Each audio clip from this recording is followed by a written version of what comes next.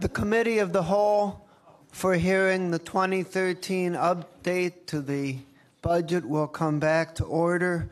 We're going to slightly rearrange the schedule. It's come to our attention that unfortunately the medical examiner, Dr. Gilson, is out ill, and Hugh Shannon is covering the office by himself, and so we want to give him the opportunity to be heard first, and then he'll be able to go back and cover that office. So if you would please come forward to present on behalf of the medical examiner.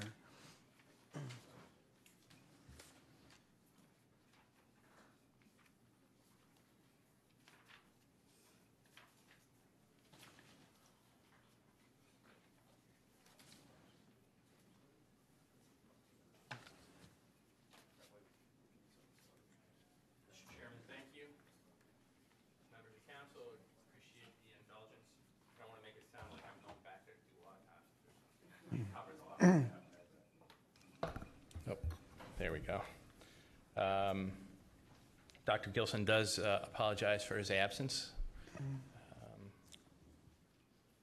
We have a little presentation here for you about the basics of our office and the budget that we're operating under currently in the 2012-2013 biennial budget.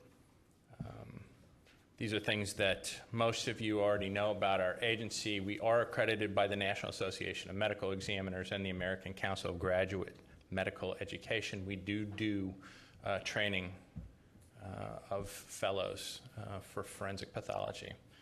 So the budget summary, our estimates right now is we're down a little bit on revenues, but we're also down in our proposed and our expenditures, trying to maintain and control our budget throughout the end of this year.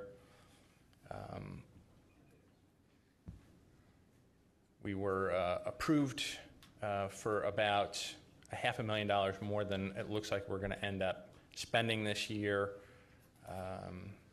Again, some of this is due to delays in implementation of personnel additions to the crime lab. Also, we've instituted some spending controls as far as supplies and equipment and things like that.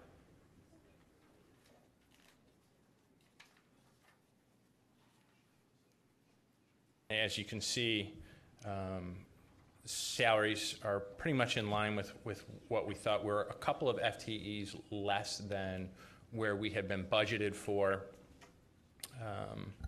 Again, we'll get into that when we start talking about specific crime lab issues.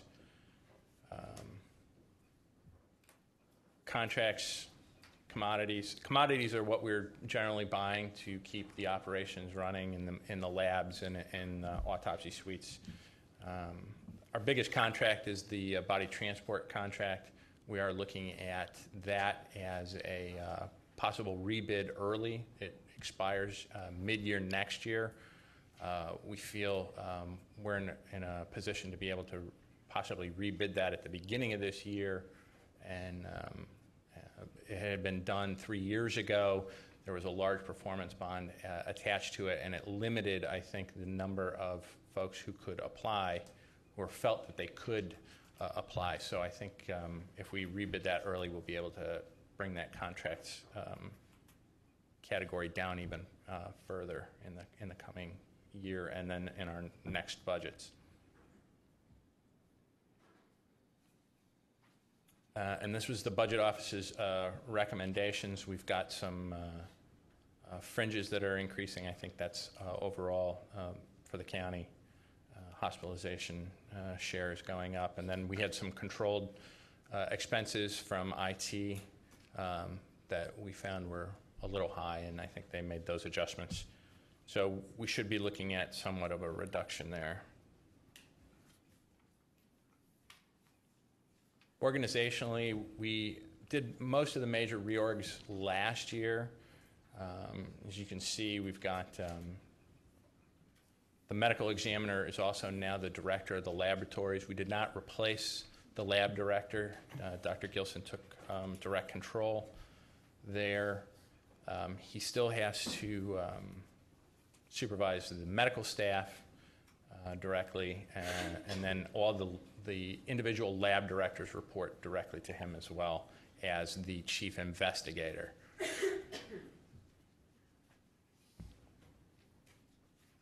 These were current as of the beginning of this month. We were at 76 FTEs. We started the year at 78, so as I said, we're down a couple of FTEs from the start of this year, but you can see that we've got some vacancies that we have not filled, and there are some spots that are to be filled. So we expect to be a little bit ahead at the start of next year from where we started this year, 79 FTEs instead of 78. We have a couple of general office staff, medical secretaries who are leaving that we're not going to replace until next year. Again, we had an investigator that left. We're not going to replace that until next year. The big change is the crime lab. We're adding DNA analysts and biology technicians. This is a executive-led initiative on sexual assault testing. Executive had a summit, brought in departments from all over the county, hospitals, prosecutors, a host of folks to talk about how we process sexual assault crimes in this county, and all the testing would come to the regional lab housed at the medical examiner's office. So these staff, these scientists were added to staff. They're actually coming online this month in a hope to be able to be trained and up to specs for our accredited lab at the first quarter of next year to be able to handle all current sexual assault kit testing in Cuyahoga County. So that is a change from previous services offered through the Medical Examiner's Forensic Science Laboratory. This is just a quick comparison. We do this throughout the year for the executive in his county stat presentations. We compare data that we can collect from other medical examiners and coroners' offices around the country. Allegheny County, Pittsburgh, is a fairly good comparison to us. They're about the same size countywide. The split in population between city and county is very similar. The demographics, the economy. It's a very good and reasonable, I think, comparison. And you can see the way we do business might be a little bit different as far as the number of calls that get referred to our office, the number of cases that get accepted, but you can see that roughly the autopsy rates are similar. We do have a full crime lab and tox lab here as well. Allegheny County also has a full lab, so that's probably why their FTE count is a little bit higher than ours.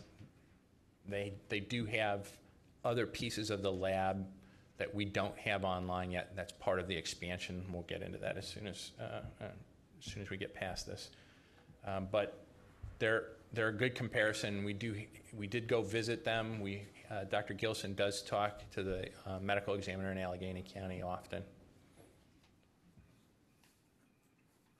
This is just a demonstration. This is the turnaround times in our labs. As you can see, drug chemistry, toxicology, trace evidence, DNA. Those are the four main labs that we've got running now. And this will give you an idea about how many cases they get a month and how quickly they turn around their work. So we did receive the ASCLD, that's the American Society of Crime Lab Directors accreditation last year. We just had a site visit. There were no deficiencies found after the first year of accreditation. Good sign. Again, we're planning to add to the current labs in this new expansion. So we're talking about bringing on fingerprints, ballistics, and expanding our evidence storage areas and the drug chemistry lab. Drug chemistry currently shares space with DNA and toxicology. So when they have their own space, we'll be able to expand operations in toxicology and DNA as well. And all the expansion costs are paid for with a special revenue fund that was taken in a court settlement against Grudadoria several years ago. He was, as one of those investors bilking his customers, and so they seized funds, and it was set aside, a portion of it was set aside for new equipment and for the expansion and construction. So this represents the latest design for the expansion of the labs. This is our, the top portion is our third floor. You can see the areas in gray. That is now occupied by University Hospitals as a tenant in our building. It does generate revenue. For the most part, pays for the operations of the building itself. So it keeps it kind of revenue neutral. So the orange space up in the top right would be the new fingerprints lab and area. The top left in yellow would be the new drug chemistry area. And then the blue area in the middle would be evidence storage. You can see we've confined that space to the interior of the building for added security.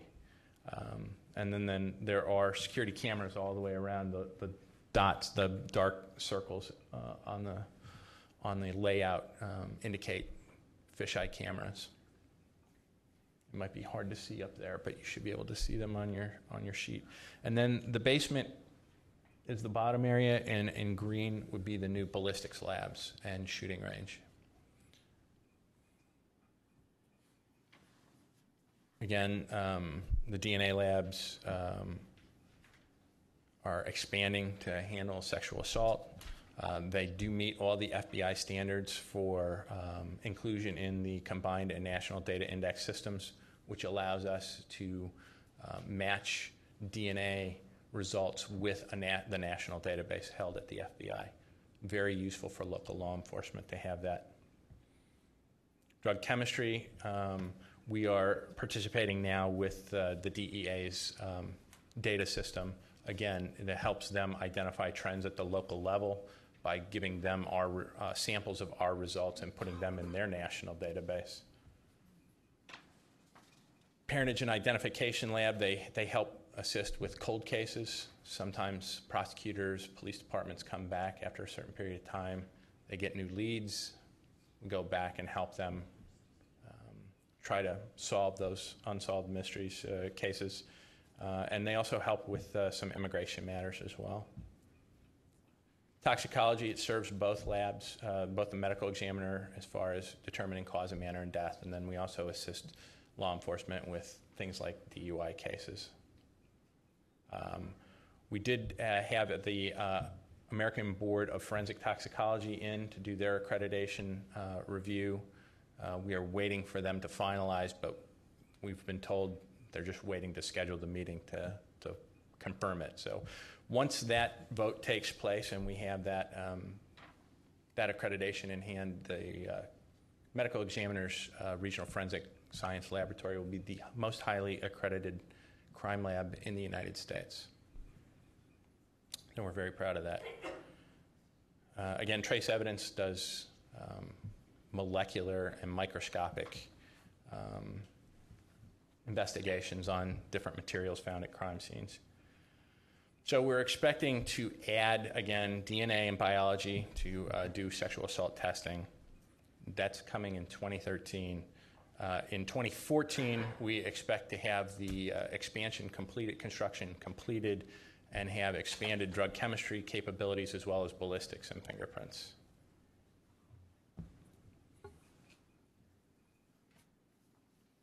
I'll be happy to take any questions you may have. Questions for Mr. Shannon? Councilman Brady. Just one small question. Mr. Shannon, you mentioned a couple of vacancies that you were going to fill after the first year. How long have vacancies existed? Mr. Chairman, to the member, Councilman, one of those was done at mid-year. was a termination. We talked about adding that back in. What we had decided to do instead was cross-train. We have a general office staff that handles mostly the paperwork on the non-medical side, death certificates, burial permits, things like that, and then the medical secretaries who work directly with the pathologists. We cross-trained them to some extent. If there are case overloads, we can send one person to the other side of the building to help out. We felt that we could get through this year with that particular model in place. What happened, though, is the second vacancy that we were talking about is going to take place in December. So we're anticipating, it hasn't exactly happened yet, but we're anticipating in the beginning of this month that she'll be gone. So that will leave us with 2 folks down, and that's pretty much more than the office can handle. So we're going to need to bring both of those folks back on, we think, at the beginning of the year to make sure that we don't get too far behind in our caseloads, because we do track all of our turnaround times, not just in the labs, but in the general office. How quickly do we get death certificates completed? How quickly do we get autopsy reports completed? And our accreditation for the National Association is dependent on maintaining those. So. Okay. Ms. Simon and then Ms. Conwell. Thank you, Director. To Mr. Shannon, I've had concerns from parties that it is taking longer than usual for death certificates to come out in wrongful death cases. Are you finding that to be the case, or is that maybe aberrant information? Mr. Chairman, to the member, Simon, I don't know if you have specific examples we could talk about. In general, our turnaround times as far as case completion numbers and death certificate turnaround times have been greatly reduced. In 2010, the average case completion rate was about 112 days. It was about 120 for homicides. Through mid-year, when Dr. Gilson came on board, it was about 75 days. Since Dr. Gilson's been on board, it's about 55 days. So we've made significant strides in case completion rates. There are always going to be outlier cases that are either very complex from the medical examiner side of things or requiring additional testing on the crime lab or the forensic science laboratory side of things that will delay things. Some of that was also dependent on the turnaround times in our toxicology lab. Everybody who comes through, you have blood draws, other fluid draws. I don't want to get too graphic, but those go to our toxicology lab. The average turnaround rate up there a few years ago was about 120 days. We are now down below 60 days on a consistent and regular basis, and the average rate is about 40. So we've made significant strides just in the last year and a half to try to control those. And those are things that we know from our customer base, families, funeral homes, things like that, are necessary, not just from a pushing paper standpoint, but for the family's well-being, for those who are left behind, to have one less thing that they have to be worrying about. Where is the death certificate? Why isn't this done yet? So we've taken it upon ourselves to take those extra steps to maintain these low rates, and we've worked closely with the local funeral directors as well. If I could just comment on that one thought. I can say it has been, as you say, 55 days. I usually say 6 to 8 weeks, and that prepping of the family does help alleviate the anxiety of when they're going to get that information, when they know in advance. 6 to 8 weeks, and they have improved on that time frame. To the chair on that same point, doesn't that create some problems with the insurance companies that need the death certificate or whatever? Mr. Chairman, to the member, Ms. Conwell, insurance companies will oftentimes take what we call if we don't have a cause and manner right off the bat, and it's usually within the first 5 to 7 days, what we'll do is we'll issue a death certificate that doesn't have a cause and manner on it yet. And for a lot of those cases, insurance companies will take that. Again, there are outlier cases that will require more investigation or more specific information. So far, we haven't had any negative feedback from insurance companies about any of the work being done thus far impacting what they do. Again, we work closely with them. If they need specific information, we do try to expedite that for them, especially if the families are involved. Sometimes there are disputes and they're going to court, and so the time frames get skewed and changed, but for the most part, we do. I thought when a person died, and you can correct me if I'm wrong, in order to get the benefits or the payout, it has to be a death certificate or something given. And again, we do issue a death certificate that might not have the specific cause and manner of death on it because there's still investigation to be done. Again, in most cases, that's sufficient. If there's a dispute about the cause, or if it's directly related to that policy, then yeah, that can drag out if additional testing is required. Okay, and my initial question was a point on, you may have mentioned it and I may have missed it, on what Councilman Brady had asked. I was just wondering, down here it says a DNA analyst is currently on grant, and we were expected to hire in November of this year. Yes. Have we done that yet? That is underway. Those folks are coming online as we speak, and they're going to be trained. Okay, and so how long does it take to hire someone from the time they fill out an application, from you guys' standpoint? Well, that varies. We had about 365 applications for 5 open positions. These are highly scientific positions, so they needed to be evaluated by folks with similar scientific background as well as HR. So there was some extended circumstances in this case, and then Dr. Gilson did try to interview a fair amount of folks. I think we brought 20 plus people in when it was all said and done for those final 5 spots. But So you're going to hire a total of 20? 5. We We brought in about 20 folks to actually interview for the final spots. So they'll be considered a DNA analyst? There are 3 DNA analysts and 2 biology technicians. And so I guess we'll have 3 DNA that we're going to hire, and then the additional analyst is on grant. Her salary, Actually, his salary is we had 2 analysts that were on a grant. One of those folks applied for one of the permanent positions and actually got that job. So now we have 1 left on the grant. So it'll be a total of 4? 4 new people, correct. 1 was already in-house. But they technically weren't on our budget because they were covered by the grant. And that's sufficient staff to do that DNA?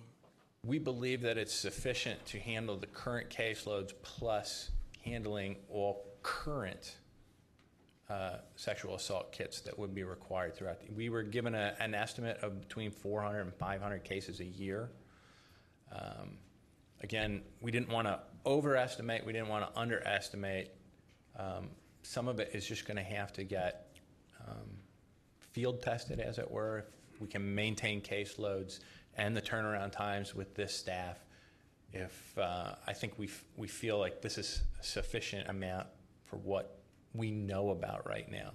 If caseloads increase in the future, that's a different story, but I think we feel this is sufficient for the time. And through the chair, so the total of all these positions that say need to be filled and won't be filled until 2013, were their salaries already included in the budget? They are. Okay. The DNA analysts were not, but the other positions that we listed as vacated were included in that budget, yes. Okay. Council President Conley. Well, Ms. Conwell asked you a question about how long it took. So I'm going to just repeat her question. From the day you say, okay, we need to hire somebody, how long does it take to get that person hired? Well, in this particular case, the county executive held his summit. It took about 4. Counselor, just answer the question.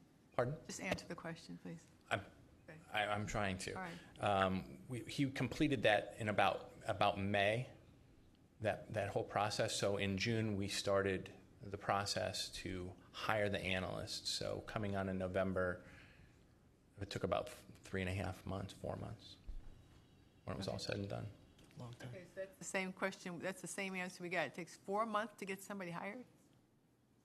That's in this case. This was the time frame that we were working. So on. after you make a decision that John Smith is the person to be the DNA person, then you send it to the administration, and that's where it takes more time? Well, I mean, you go through your process, and you say, okay, this is the guy, or this is the person. well, what we did was we had the interviews in No, I'm mid just to talking about the late process. September. You identify a person. Once you identify the person, okay, we've interviewed 30 people, this is the person, then what do you have to do? We have to submit that through our HR officer, and they send it through to And get about how long is approved. that? That was about a month. It has to go on the Human Resource Council at times. They were new positions. All right, thank you. Any other questions? Chairman, Yes. our question centered around the crime lab. Will you be offering the services outside of the county? And if so, would there be a cost? Mr. Chairman, to the member, Councilman Jones, yes. All of the services that are now offered are available to agencies throughout Northeast Ohio for a cost. What we've done is for agencies that were already early adopters of the crime lab model, they've been offered membership for testing at the rates that they had originally signed on to. We called those our legacy agencies. So they get all the testing that they require for that set cost. All other agencies within Cuyahoga County, we have a tiered system based on their populations and their actual testing requirements. Before the previous lab director had put a schedule together that went strictly off of population, so it was going to cost, Parma would have cost them like $80,000. That was untenable for the budgets at local levels. We restructured it to be more palatable for them, and we're hoping that what we've designed will help encourage them to use the local lab. They still have the option to go to BCI. The Richfield lab, the state operates at no charge, but there have been issues about responsiveness, turnaround times, and things like that, which I understand the Attorney General is trying to address. But sometimes it's just local solutions to local problems works out better for everybody, even if there's a small cost involved. Outside of Cuyahoga County, it's a cost per test. So it escalates as you get further away. Membership has its privileges. The legacy agencies that started with us get the best deal. Everybody else in Cuyahoga County gets a better deal. Everybody outside will be happy to accommodate them, but it's going to be a higher cost. Okay. 6.5% surplus this year because of the delay in the crime lab? That's part of it, yes, Part sir. of it? When do you expect it to be fully implemented, the crime lab?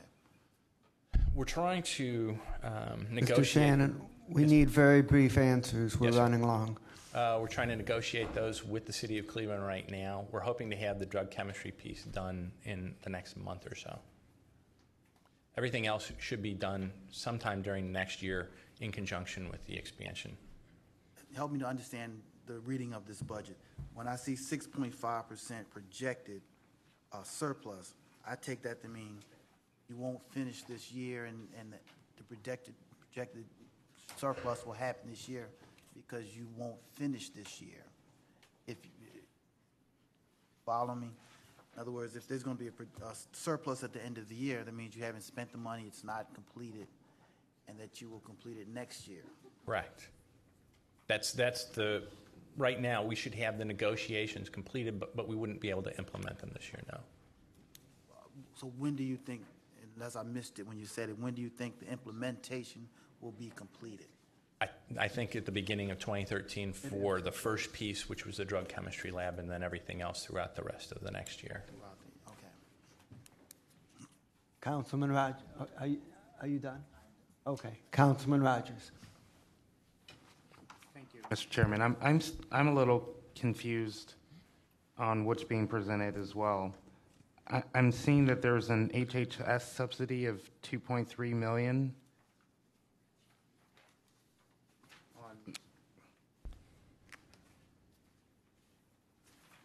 In this document, and it looks like that's on top of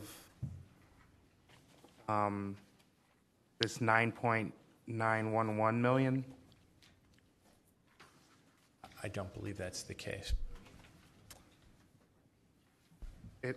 On the budget, it's page 410. Councilman Rogers? Yes. That is the regional crime lab subsidy. It's general fund. That line in that header table reads general fund / HHS. It's either or, depending on the agency.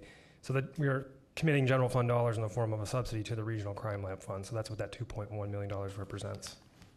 Okay. Well, I'm seeing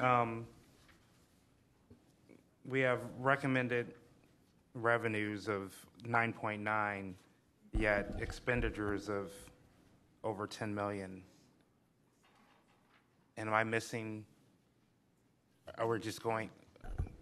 No, that's going the on the projection assumption of right now. having a deficit? That's the projection as it stands today, yes, sir.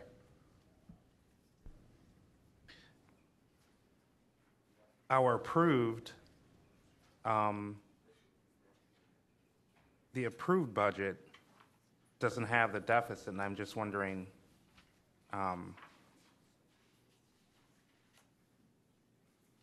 what happened, or how does that? I think I'm missing something. The 2013 approved revenues of 10.4 million, and expenditures. All right, the expenditures went down. So just the projection of revenues coming in wasn't what we thought. It's not going to be where we thought it was going to be at. Well, it's a combination. The medical examiner budget all in has three sources. General fund is the lion's share of the funding for the mainline medical examiner operations. There's also what's known as a corner lab fund. That would be in that other fund line. And that per ORC, there are certain things that those fees or charges can fund. The remaining source is a general fund subsidy to the separate regional crime lab fund. The crime lab is set up in its own special revenue fund. There's an anticipation of some fee revenue or charges for those services. The general fund subsidy would cover the gap between what the lab brings in revenue and the operating expenditures. So the lab is fully funded. General fund is the main piece, including the subsidy, and then the lab fund itself, which is different from the regional crime lab. That's a separate fund for some miscellaneous equipment and testing and other things that you could probably talk about. So they're funded mainly general fund. Is there any place where we can see all of the combined funding sources? Well, the header table on the top of page 4-10 breaks out the revenue. For general fund, whatever they're spending, the general fund is covering those expenditures one for one. Okay. The remainder of the funding would be the subsidy, which is the 2.5 in 2013 approved, or 2.4 rather in the recommended. Mm-hmm. And then the other funding they get from into the corner lab fund. Plus other, I think that's it, right? Okay, thank you. Okay. Anything else? Okay. Thank you very much. Thank you. I would like to remind presenters that presentations need to be directed toward the budget issue specifically, and that answers to questions need to be brief. And Director, if you could hold on for a minute. You're kind of stuck with us all afternoon, so I'm going to call up communications, which is item number 2 on the afternoon list, with Nicole Daly Jones, and we can get her on her way, and then we'll hear from Director Steen. One of the major reorganizations we have that's reflected in this budget is the centralization of the county's communications function. And so Ms. Jones is going to tell us about that. Thank you, Mr. Chairman. Council members, thank you for having me here today. It's nice to see you. Earlier this year, I brought a recommendation to you to consolidate all of county communications. You then agreed with that and passed the ordinance to establish the Department of Communications here in Cuyahoga County. I'm pleased to report that we're on target for creating that department. And the reason for the consolidation recommendation was to save money, become more efficient in the way that we handle communications here in the county. As you know, communications issues, special events, those types of things, the workflow for people handling that type of work here in the county, it ebbs and flows. Sometimes there's special events in one area and not in another, and so the effort to form a more consolidated department will allow for better workflow management. I'll be able to oversee the communications that we put out on a daily basis in a much more organized and efficient way. The budget for the communications department that was originally presented to you earlier this year are commodities, contracts, and professional services, controlled services, other operating functions, and capital outlays all remain the same. Commodities, we look to spending that type of funds on things like FedEx or delivery services if needed.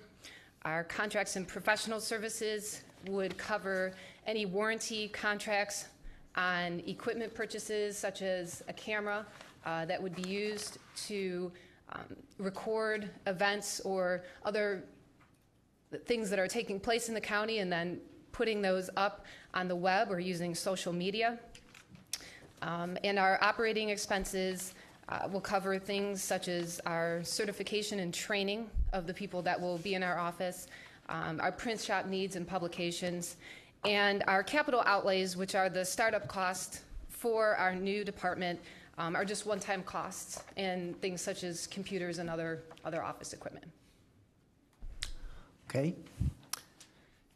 Any questions?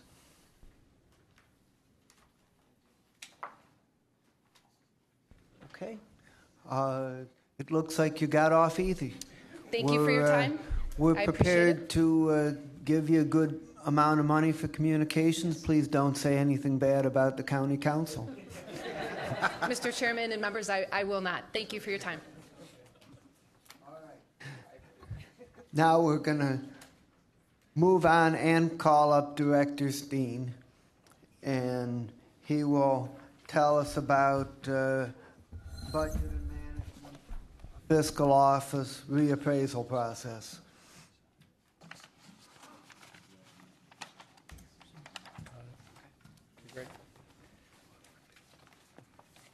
Good afternoon. Thank you, Mr. Chairman, members of the Committee of the Whole.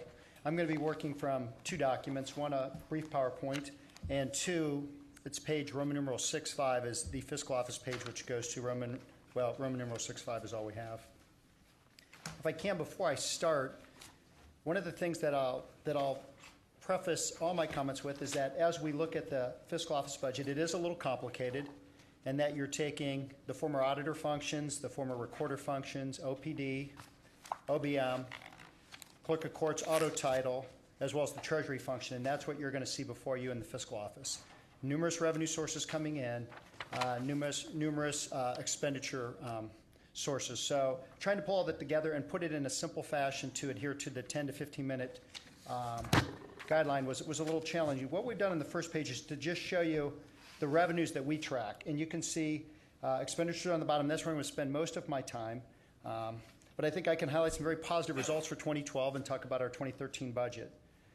If I were sitting in your chair, the question you might have is, why is the revenue $5.2 million higher in 12 as projected versus what was budgeted or what was even approved? And that $5.2 million difference is due primarily to increase in DTAC, tax certification administration, and you heard Director Rubino yesterday talk about fees that we're receiving from real estate transactions. So our revenues, as they relate to, and I say our revenues, the revenues that go through the fiscal office are up.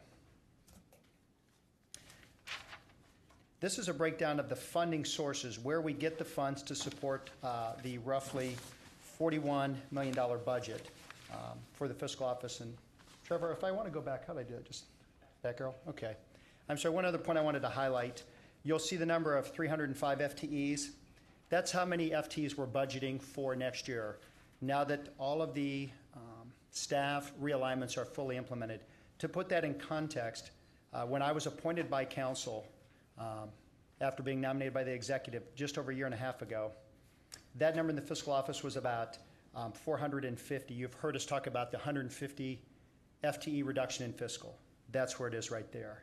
To put it in more context, if you take all of those offices I've just described to you and roll that back to about 2008, when you had the old form of government, there were close to 600 people in this county doing those functions that we will do next year with 305 FTEs. And I can assure you there's been no loss in service to the residents of the county, and there's been no reduction in performance or efficiency. So that's how we achieve a lot of our savings I'm going to share with you. I just wanted to go back to that. These are our funding sources. You can see we have a real estate assessment fund. We're going to spend approximately $10.5 million out of that. We get about $15 million a year for that. As you project out to 13, we think it's going to be less than $10 million. The land bank funding is its own funding, as all of you are aware. That was approved to be an addition to the DTAC, and they're guaranteed to get $7 million. That just rolls through as a revenue and an expenditure in the fiscal office budget because that's where it's collected. General fund revenues are the ones we had talked about yesterday, transfer and conveyance fees, recording fees, auto title fees, and then other revenues are just miscellaneous that we use to fund our overall operation. This is an object breakdown of our expenditures, and it's pretty self-explanatory. You can see that the bulk of our money is spent in salaries and then in other expenses. And in other expenses, you would have things from our contract employees for our real estate reappraisal, our state audits, our MVP software. You might wonder why that's not in contracts. A lot of our IT expenses were in that other expense line. And as we move our IT expenses under Jeff Mowry, that budget line item and those staff will follow the limited number of staff that we had that were IT related in the fiscal office.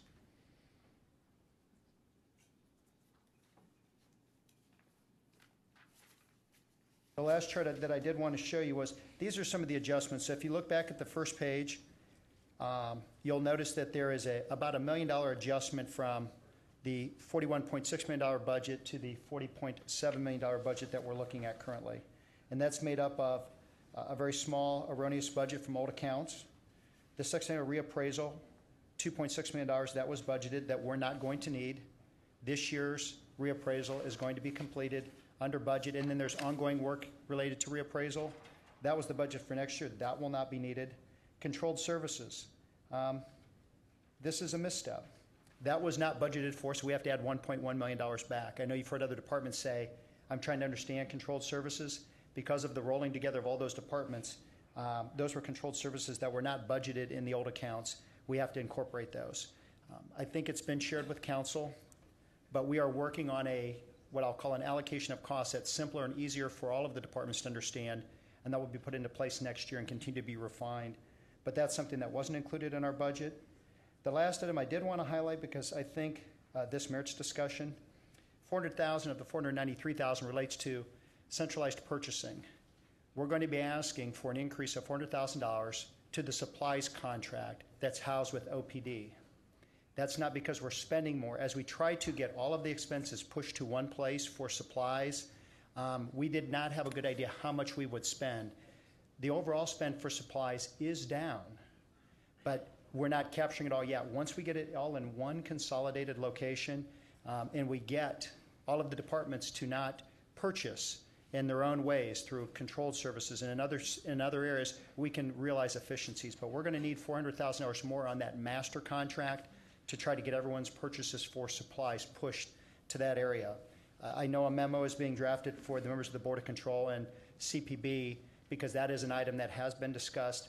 It is our hope, and actually it's our belief now that as we look at it, that our overall spend on supplies will go down once we get everything consolidated, but it's still getting all of the departments to cooperate and use the centralized contract so that they get the efficiencies from that. And then the last slide just highlights some of what we talked about. Our budget incorporates the realignments that have occurred. The fiscal budget this year was reduced 49 FTEs on top of the reductions in 11. The real estate assessment budget is $2.6 million less because of the completion of the secondary reappraisal. I should note that the Board of Revision also uses the real estate assessment funds, but they're not included in this budget. There's a separate page in your quarterly summary that has real estate assessment. And the budget includes a one-time charge for $675,000 to upgrade our tax property management system. I would suggest that after we complete the reappraisal, we might well be coming back to seek approval to use some additional real estate assessment money to upgrade our technology in the real estate appraisal area. If I can go off script, I think one of the areas that the county did many things well. Prior to the new government, it did many things not so well. One of the things it didn't do was, in the reappraisal process, take resources and invest them in technology. We would like to, since we've had a successful reappraisal, we've come in under budget to devote some of those resources to get our technology up to date, make our technology more efficient so it's easier to print tax bills, it's easier for residents to get information, and so that's going to require the investment of some of those dollars. But what I shared with the executive was that the first task was to successfully get the reappraisal done, get it approved by the state and get tax bills produced, and then look at how we go forward in terms of improving that and if there are resources available. But that is one item that was budgeted because our tax property management system is so dated and unstable. We have coordinated with IT Director Mowry on that, and that's something that'll be started and put in place next year. That's in the 13 budget. That is all I have, Mr. Chairman. Thank you very much. Questions by my colleagues? Ms. Conwell. Just to go back to the chair, to the director, when is it expected to get all the purchases under one contract? To the councilman, through the chair, in terms of supplies? Yes. We're still, and I do not believe Director Lockett is with me. We're learning all the tricks that they have for getting around the system we've put in place. And so as we try to find ways, and one of those is purchasing below the threshold. Let's say the threshold's $50.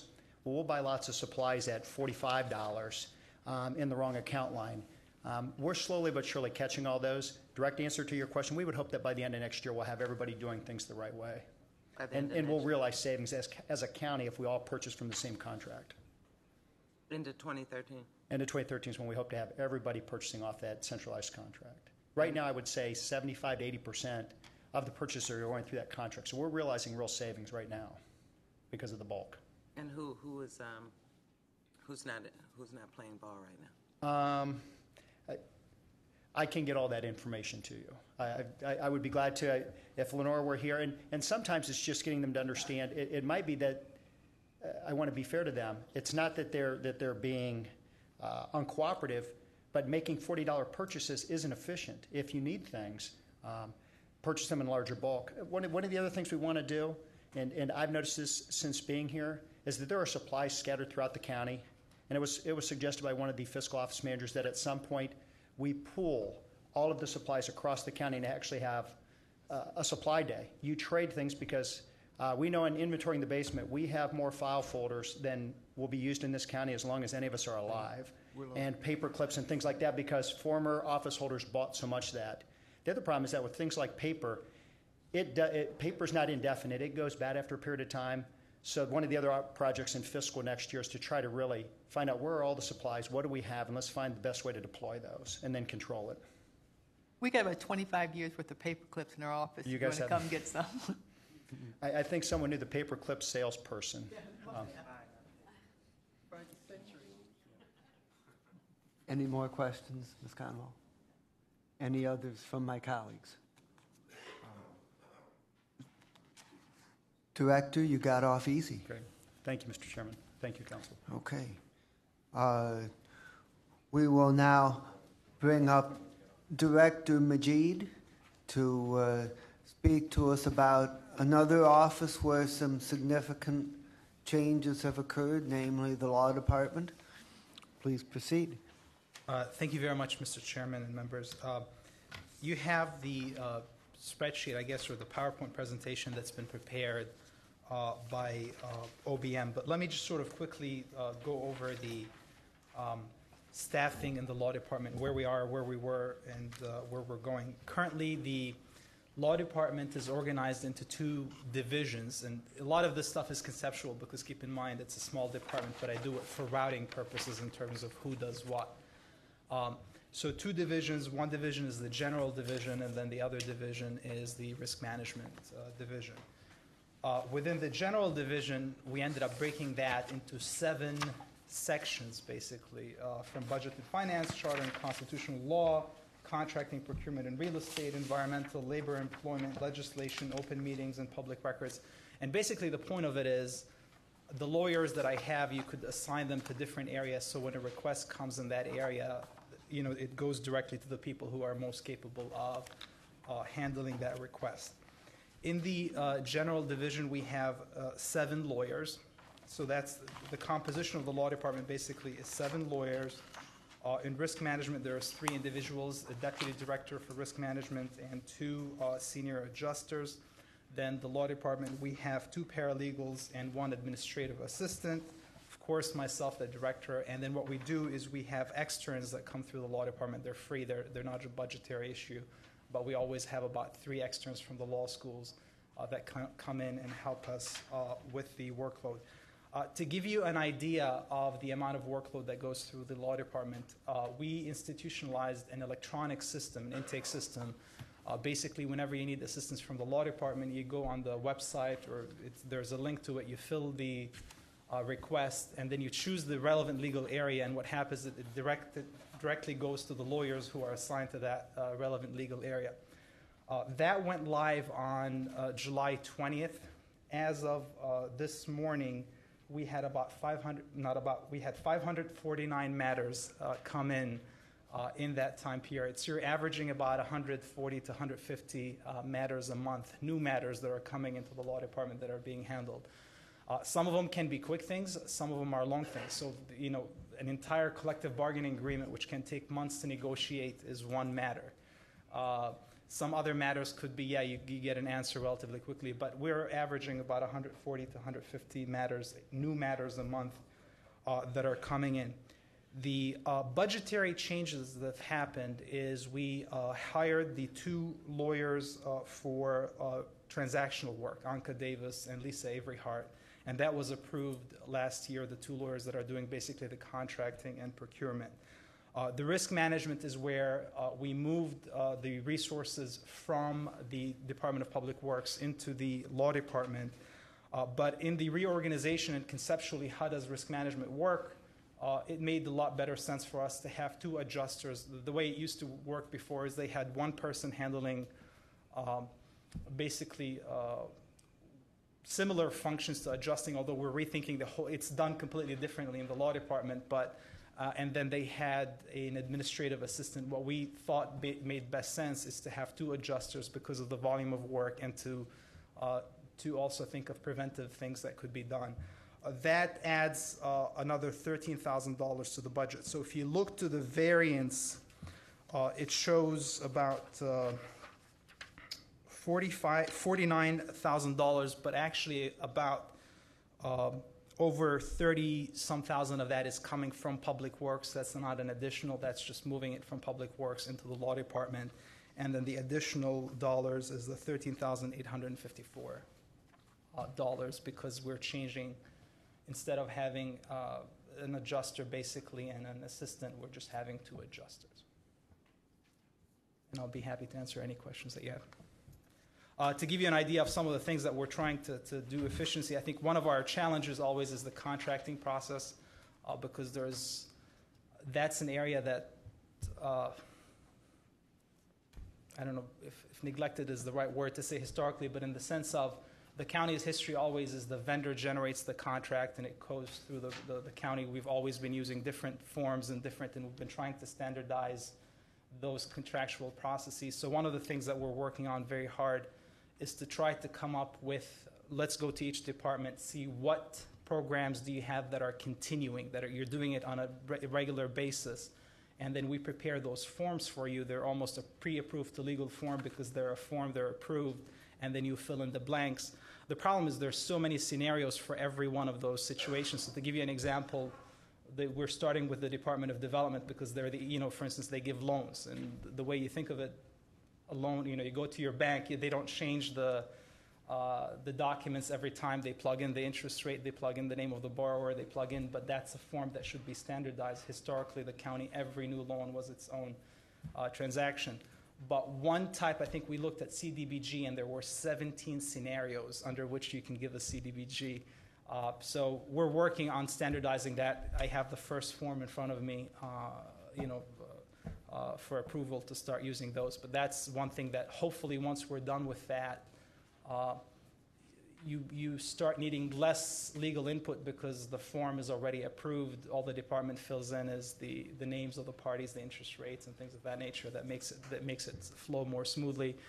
With HHS, I think the same thing that we did with the juvenile court is if we can consolidate some of those contracts instead of having new contract like the boarding contracts. Instead of having multiple contracts, they could just have one major contract, umbrella contract. So that will speed up things, hopefully significantly, for a lot of those transactions. Okay, thank you very much. We're open for questions, and we're starting with Ms. Conwell. Through the chair to the law director, you stated you recently hired two staff? That was last year, the Anka Davis and Lisa Averyhart. And how long did that take? I was, as you were going through those things, I was trying to do the math myself. I don't think it took 4 months. It may have been quicker, but keep in mind the way my department is smaller, and I do a lot of that stuff myself. And I honestly don't know. The longest part was the interviewing process after the posting. But before I even post a position, I pick up the phone directly. I call OBM myself. I speak with the person. I speak with the HR. So I don't have staff doing it for me. I do it myself, and I keep pushing it. And if there is no response, I pick up the phone again. What's the status with the OBM approval? What's the status with this? I literally did it this morning. I was emailing Chuck, where's my OBM approval? Because we have one departure. Chris Russ is leaving the law department. So, to hire a replacement, he's going to be going to the court to be the HR administrator at the court. So, I do it myself, and maybe I get better response because you have the director personally pushing for things and walking in offices, whereas that I happen to do it quicker. But because of the volume, which shows you the status of the market out there, you post for a position, we get an unbelievable number of resumes. So to sieve through those, and you do the first round of interviews and you do the second round of interviews, that does take quite a bit of time. The one advantage that I have in the law department that these other departments don't have is my employees are unclassified. So I go a lot quicker. For some of them, when they're talking about 4 months, they're adding time to go before the HRC to get the positions approved, to get So I think part of it is we create the job description and post, so it's a lot easier in the law department than it is in some of the other departments. Huh? About a month. No, more than that. No, definitely. But keep significant portion of that is sieving through the volume of resumes and the interviews that come after that. And how many total staff are in your department? 7, 3, 13, and me 14. That includes the new risk management. So there's 7 lawyers, 3 people in risk management, 2 paralegals, 1 administrative assistant, and myself. All right, thank you. Any further questions? Okay. All right, thank you very much. Yes. Okay. We now move on to the office of the sheriff. Sheriff Reed.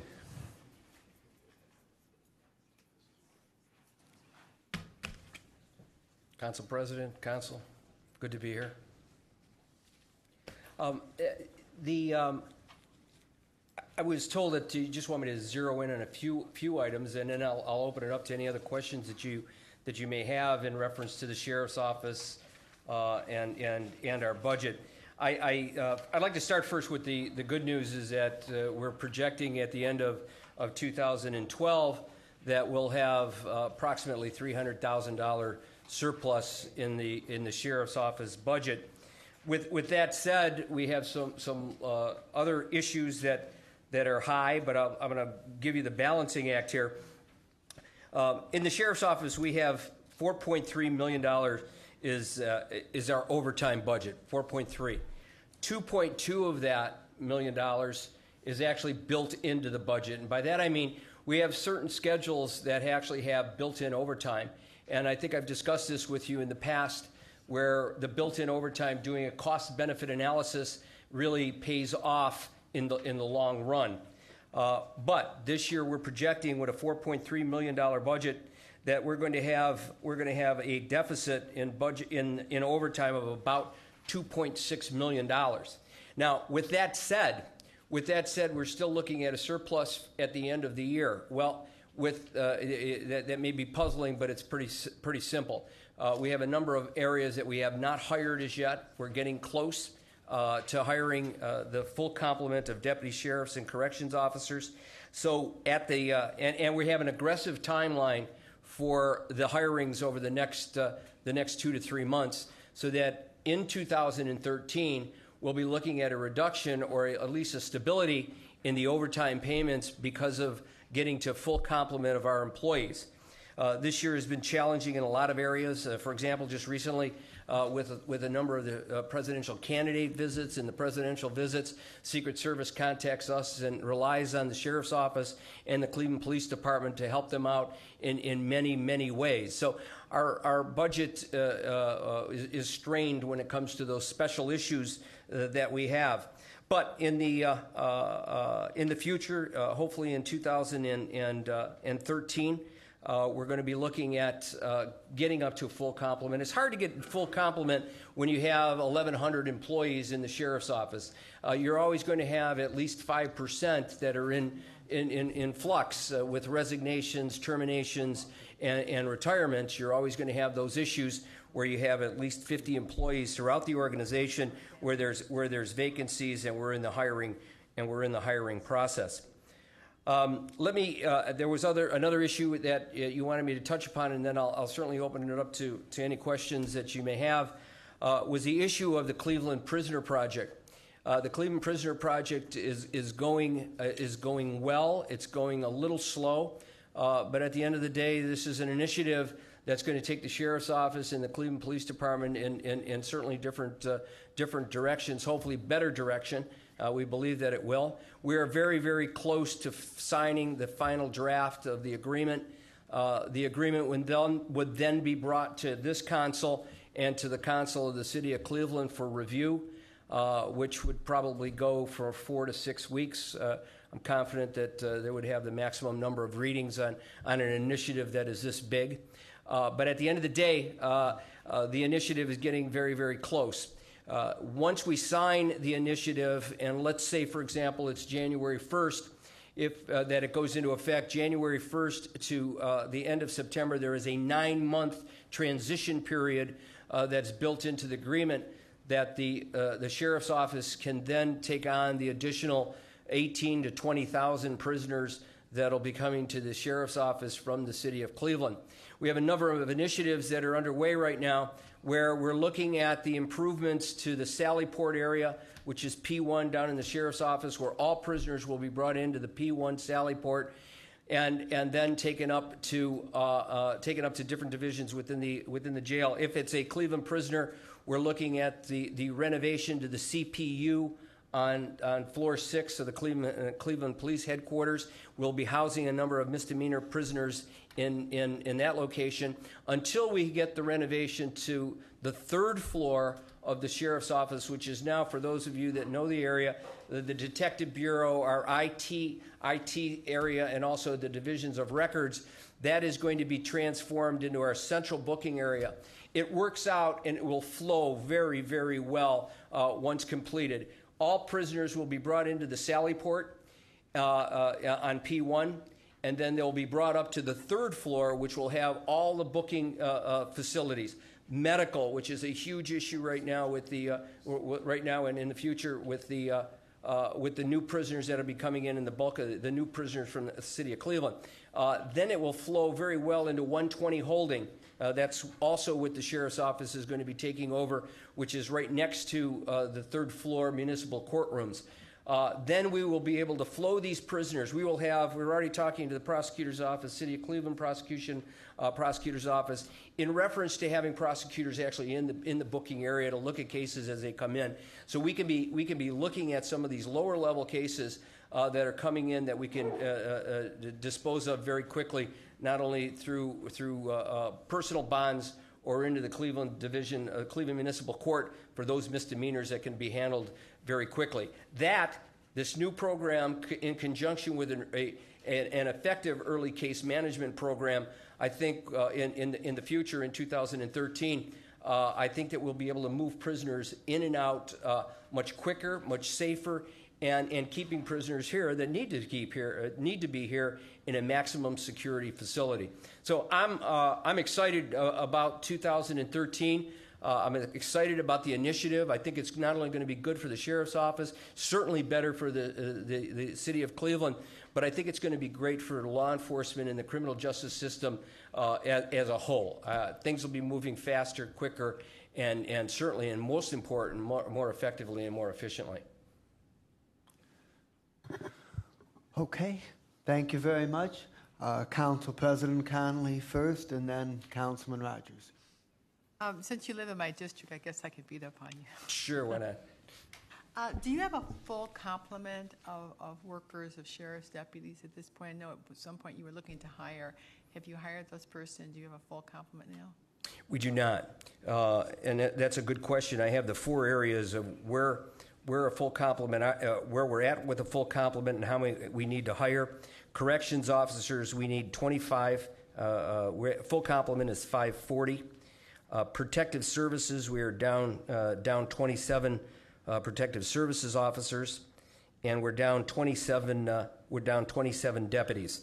So that's total of 79 that we're looking to hire full-time employees over the next 3 months. Deputies, the issue of hiring of deputies has been slow, and part of that is because of the sheriff's office, not because of HR. We've had a dilemma in the sheriff's office when we're down so low, and our detective bureau is at a minimum.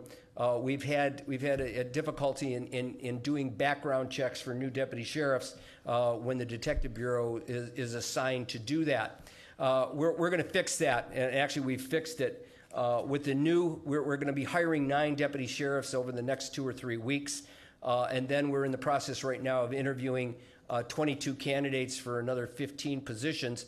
But what we're going to do is we're going to take some specialized units and we're going to assign them to doing background checks and getting them done within a week or 10 days. By that I mean specialized unit is taking part of the impact unit, part of the warrant unit. Those are all considered detectives, and using them to do the background checks so that we can get these background checks done within a couple weeks instead of a couple months. We're also, one other thing, Council President, if I may, is to the issue with psychological exams. That was going very, very slowly. We've now looking at a new contract and a new company to do psychiatric examinations, which will go much quicker. I mean, you say you're 79 people down, but then you say you got all this overtime. So, I mean, if you had a full complement, wouldn't that cut into your overtime? Well, it should reduce overtime. If you have a full complement of employees, you should reduce the overtime, and it should reduce overtime significantly. We've been shorthanded, and the reason why the overtime is so high is partially because we are shorthanded. But we're working on the issues of hiring.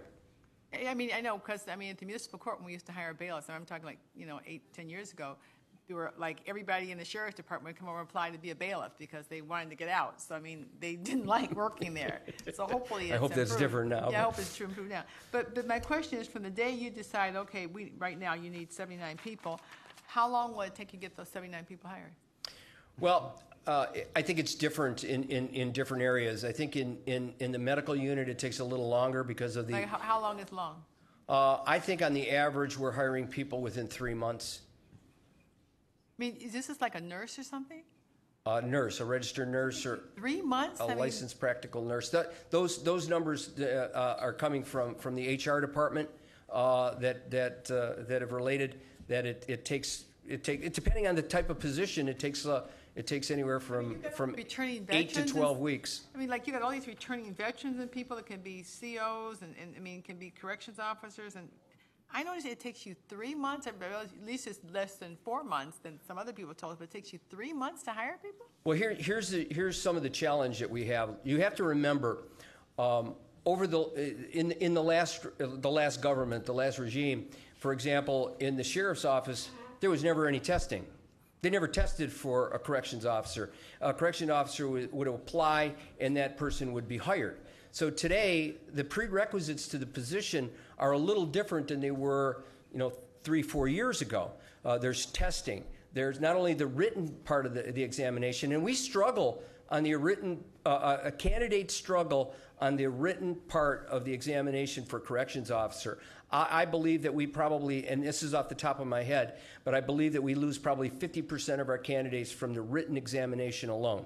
And then as we go through the process, we lose even more and more candidates. So the testing process, the prerequisites to doing background checks, which are more thorough today than they were 3 or 4 years ago, it still takes long.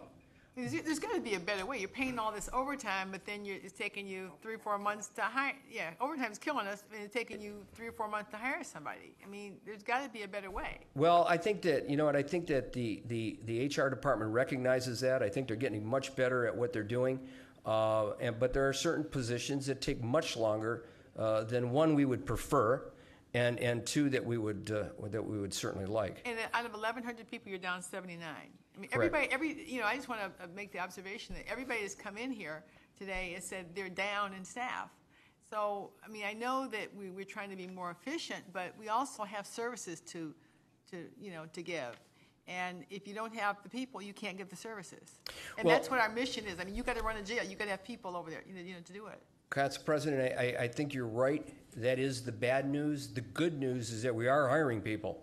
And I go throughout the state of Ohio, and I look and talk to sheriff's offices throughout the 87 counties. 87 counties, I think. 87 counties in the state of Ohio, and very, very few of those are hiring, certainly in the sheriff's office.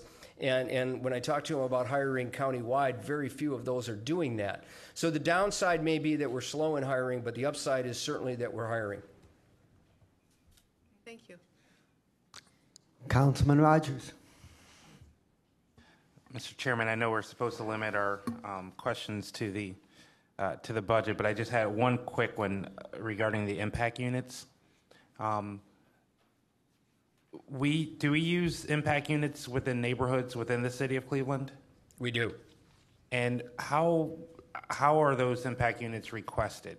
Is it through the mayor's office, through the chief of police of Cleveland, or through can the councilman make a request? Yeah, that's a good question, and I have to say, I guess it's all of the above.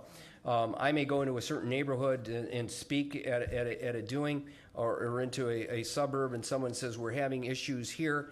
Now, what we do, Councilman, is we do check with that chief of police or that commander of that district to make sure that they're good with us coming in. And if they're good with us coming in, and for the majority of times, 95% of the times, be it city of Cleveland or a suburban area, they are real good with us coming into the area. We get it cleared through those police departments, and then we come in. So it can come through the sheriff, through any commander, or any council person that has a request for the impact unit. We can do that. And what I think we should be doing is, and we'll get better at this, is we should be sending you, all of council, the schedule for the impact unit. I have been sending out, when we're done in a certain area, I send out to that council person here what we've done and some of the things that we've achieved. in their specific area. But I think what we should be doing is sending it all out to council, let council know where the impact unit is at any given week, and if they have something that comes up as a priority, we can certainly shift some manpower to that area. Sure. Other questions? Okay. Thank you very much. Thank you very much. Appreciate it. Okay. Okay. Next, we have Clerk of Courts representing. Hi, Keith Hurley from the Clerk of Courts. Mr. First is at a Clerk of Courts Association meeting today and asked, of course, that I attend to make a presentation to you. Is that meeting out of town? Yeah, it is. It's in Columbus every month. Okay. Yeah. Yes. Okay. A pre-scheduled meeting. I too have the. Oh, I'm sorry. Go ahead.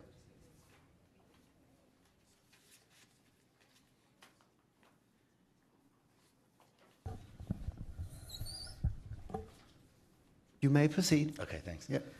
I too have the budget screens that were prepared by our budget analyst, and as well was told to focus on a number of items that are on the last page, and I can answer any questions you might have relative to the budget. The current staffing level we're at today is 129 employees. We started off at 146 a year ago, so we're down 17. Right now we have 6 positions that we're reviewing the applicants. We're at that point right now. This is the first process that we've done. We haven't hired anybody since the beginning of the county charter and the Clerk of Courts being under. That was due to the fact that we were going to participate in the Archer classification study. And I mentioned that did happen, was effective at the end of August. As you're all aware, a majority of staff did receive increases. And even with those increases, we've remained within budget that we were allocated. We, at the same time as that concluded, we reorganized the structure of the office, eliminated some of the titles that currently existed, and went with all the classifications that were presented through Archer. We still do have both classified and unclassified positions in our office. That's statutory that any clerk that handles monies or secured documents is still considered unclassified, kind of unique to the Clerk of Courts office. It's a little bit more than 50% of our office is classified and the rest are unclassified. We don't anticipate any proposed changes to our 2013 budget. One of the big things that'll be coming up, we were hoping toward the end of the year or early next year, is the e-filing component within the system. We've been working closely with the Common Pleas Court and a couple of pilot law firms. Actually, there was a meeting at one of the pilot law firms yesterday to see if we can start getting that going, and we'll follow the lead of the court on that. You had asked for a cost collection update, and I know I provided at the last Budget and Finance Committee meeting some information relative to that. Obviously, all of our local rules have been amended to increase our deposits. That'll be more reflective next year when we see the figures that are going to be relative to the collections that we make for cases that are filed in 2012, as those cases are concluded in next year's time frame. We do now accept credit cards, personal checks in all of our offices. And since as you're aware, because your office and the executive office, of course, was involved in the Attorney General's MOU to collect outstanding criminal court cost debt, right now the Attorney General office has a little over $13 million in outstanding costs. And as of last week, they've collected for us a little over $40,000. But of course, they're expecting that the tax offsets will increase, and we hope that'll be the case as well as we move into 2013, and because they're permitted to collect from the tax offsets. The Attorney General, of course, was a new thing that we weren't able to do before. It became effective actually at the beginning of this year, where the Attorney General can assist other public offices in collecting outstanding debt. We also are starting to work with the private collection vendors that you approved. And that will be in collecting the civil and domestic relations case debt that is outstanding. We have changed other internal processes in our office as far as collecting. We've changed some of the notices that are sent with billing to make it a little bit more effective in the warning that things are going to be turned over to collections and that sort. And we have made some adjustments as far as trying to get people on payment plans and working more with the customers as they're contacting our office. I can answer any questions, I hope, if I can. Okay, thank you very much. Questions for Clerk of Courts?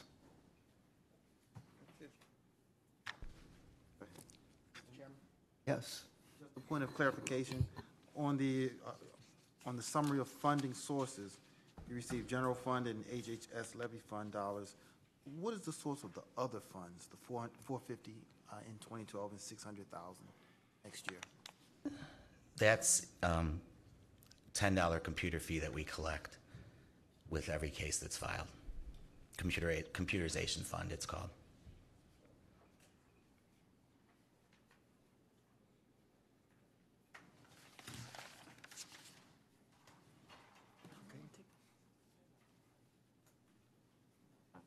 Yeah, Mr. Hurley, you indicated you're going to hire, you have 6 open positions. How long will it take you to get those 6 people hired? When we made the initial request, it was pretty quick. Within about, I think it was about 10 days when we received approval to move forward. The postings went for 2 weeks. The longest time frame is the reviewing of the applications. We had the 6 positions. We had, I think it was over 600 applications for the positions. So whittling that down to a manageable amount, and then they just now completed the testing last week, because there's a schedule. They have to file that testing, the applicants that made it to that point. So now they're reviewing those test scores, and we're working. So, you know, while it's a long process, I think just the fact that we had so many applications adds to that time frame.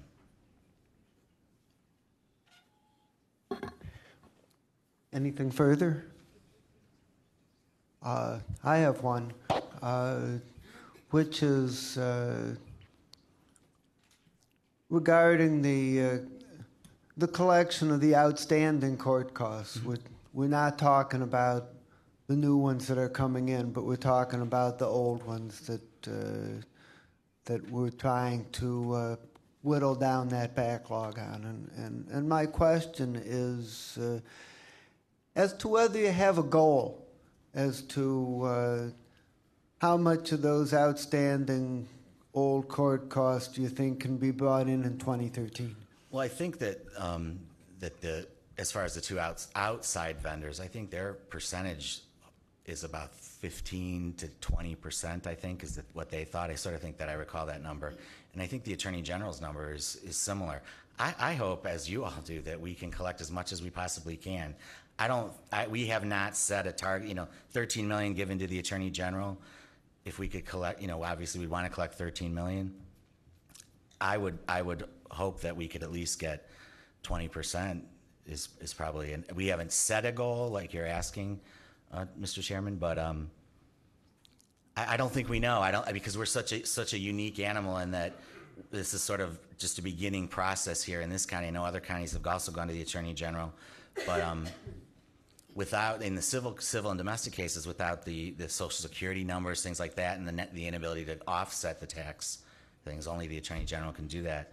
It'll be interesting to see, and it's something that we're going to continue to report, and we'll have more reports as we move forward with this. Okay, thank you. Any other questions? Okay. Thank you very much. Take care. We're gonna take a short break, and after the break, we're gonna have 4 heavy-duty departments and 1 more that hopefully will be easier, and then we'll be done. I would remind everybody that just because a department is not among those that we're hearing doesn't mean that we can't consider changes relative to their budgets. We tried to be somewhat selective and create a manageable process for one that's not a full-blown new budget but is an update. So with that, we will stand in recess and we'll resume promptly at 3 o'clock.